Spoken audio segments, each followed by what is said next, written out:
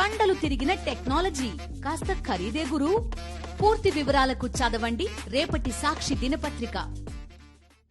విజయవాడలో బుడమేరు సృష్టించిన వరద బీభత్సానికి బెజవాడ ప్రజలు అనేక అవస్థలు పడుతున్నారు. ఇంకా మోకాలు లోతు నీటిలో ఎటూ వెళ్లలేని పరిస్థితి నెలకొంది. అక్కడ ప్రభుత్వం కనీస నిత్యావసరాలు కూడా పంపిణీ చేయడం లేదని ఆవేదన వ్యక్తం చేస్తున్నారు. కొన్ని స్వచ్ఛంద సంస్థలు తమకు తోచిన సాయాన్ని అందిస్తున్నాయి. అయినా బాధితులకు సరిపడా త్రాగునీరు, పాలు అందడం లేదు.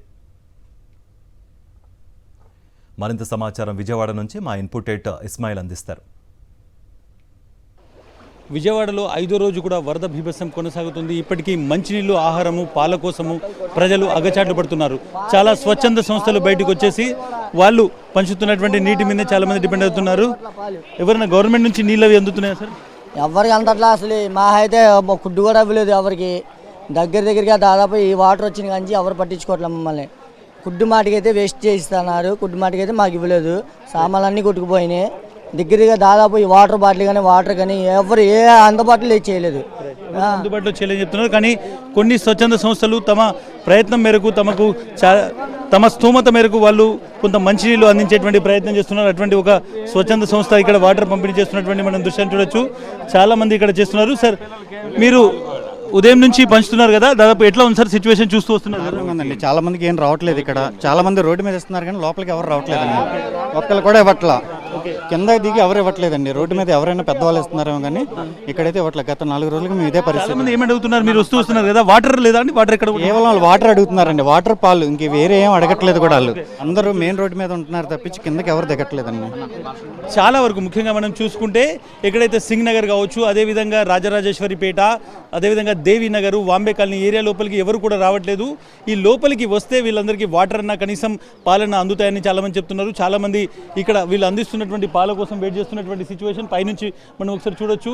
కనీసం నీళ్లు లేదంటే వాటర్ ఇస్తారా అనేటువంటిది వాళ్ళు వెయిట్ చేస్తున్నారు. ప్రభుత్వానికి సంబంధించి మెషినరీ అనేటువంటిది ఇప్పటి వరకు ఈ ఎఫెక్టెడ్ ఏరియాలోకి రాలేదు అనేటువంటిది వీళ్ళందరూ చెప్తున్నారు. సో 5వ రోజు కూడా వరదకు సంబంధించినటువంటి బీభత్సము అంతకంటే మించి ప్రభుత్వ యంత్రాంగం అనేటువంటిది ఇక్కడ దాకా చేరుకోకపోవడం వల్ల దీని తీవ్రత చాలా ఎక్కువ ఉంది అనేటువంటిది చాలా మంది చెప్తున్నారు. చాలా చోట్ల ఇంకా వాటర్లోనే చాలా ఇండ్లు ఉన్నాయి. వాళ్ళు కిందికి దిగనటువంటి పరిస్థితి కనిపిస్తోంది.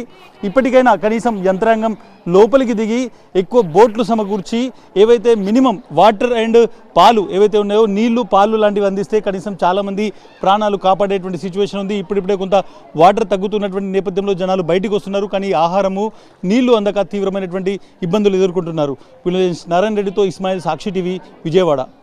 విజయవాడలో 2 వీలర్స్, 4 వీలర్స్ వరద నీటిలో నానుతున్నాయి. వాహన యజమానులకు లక్షల్లో నష్టం వాటిల్లింది.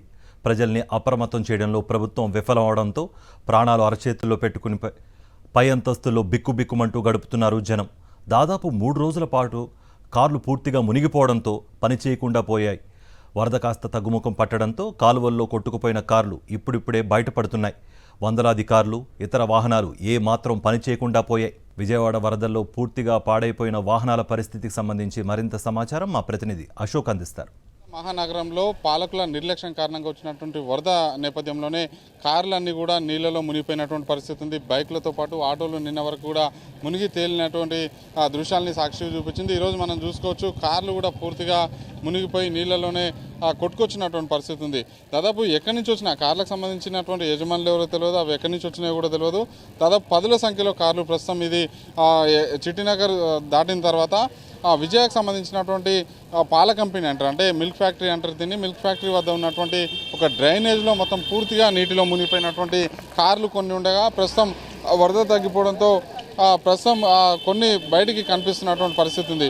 ఒకసారి మనం విజువల్స్లో చూసుకోవచ్చు, ఒక మిల్క్ ఫ్యాక్టరీ పరిసర ప్రాంతాల్లోనే దాదాపు 20కి పైగా కార్లు ఉన్నాయి. అంటే కార్లే ఈ స్థాయిలో కొట్టుకొచ్చినట్టు ఇక ద్విచక్ర వాహనాల పరిస్థితి, ఆటోల పరిస్థితి ఏ విధంగా ఉంటుందో ఒకసారి అర్థం చేసుకోవచ్చు. మనం చూసుకోవచ్చు, ఆ కారు ఏదైనా ఎవరికైనా కోపం వస్తే నీళ్ళలో నిమజ్జనం చేసిరా అని చెప్పేసి అన్న విధంగా కూడా అక్కడ పడిపోయి ఉన్నటువంటి పరిస్థితి ఉంది.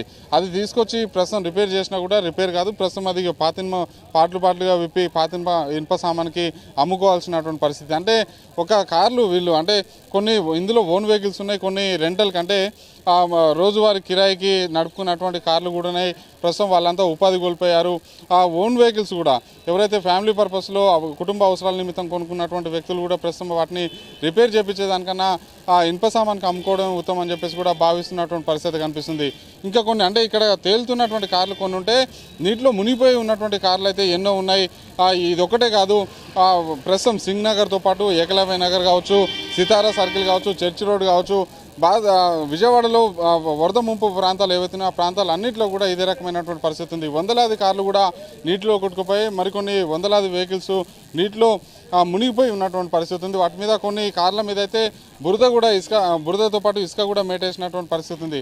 వాటిని బయటికి తీయలేము, తీసినా కూడా పనికిరానటువంటి పరిస్థితి ఉంటుంది. అక్కడ చూసుకోవచ్చు ఒక కారు ప్రస్తుతం ఒక రేకు డబ్బా మాదిరిగా బయటికి కనిపిస్తుంది. అంటే అందులో కారు ఉంది, అంటే డ్రైనేజ్ పూర్తిగా డ్రైనేజ్లో కారు మునిగిపోయి ఉన్నటువంటి పరిస్థితి కనిపిస్తుంది. దాని మీద మరొక కారు వచ్చి చిక్కుపోయింది. ఆ తర్వాత ఆటో ఉన్నది.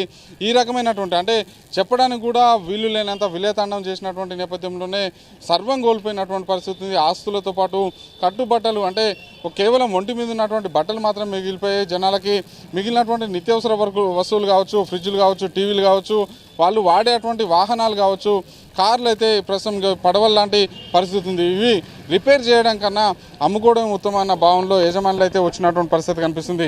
ఒక 100 కోట్ల ఆస్తి నష్టం అయితే విజయవాడ మహానగరంలో జరిగిందని చెప్పుకోవచ్చు. ప్రస్తుతం ఇక్కడనే మనకు కనిపిస్తుంది 20కి పైగా కార్లు ఉన్నాయంటే ఒక్కొక్క కారు దాదాపు 10 లక్షలకి తక్కువ కన్నా 10 లక్షల కన్నా ఎక్కువ విలువ చేసేటువంటి కార్లు. ఇక్కడే 20 కార్లు ఉన్నాయంటే దాని వాల్యూ ఎంత అనేది కూడా ఒకసారి అర్థం చేసుకోవాలి. అంటే ఈ రకమైనటువంటి పరిస్థితి విజయవాడ నగర వ్యాప్తంగా ఉన్నటువంటి పరిస్థితి ఉంది. ప్రస్తుతం అయితే ఆ కార్లు అయితే షెడ్కి తరలించేదానికన్నా అక్కడే వదిలేసిపోయాడు ఉత్తమం అని చెప్పేసి కూడా యజమానులు భావిస్తున్నటువంటి పరిస్థితి ఉంది.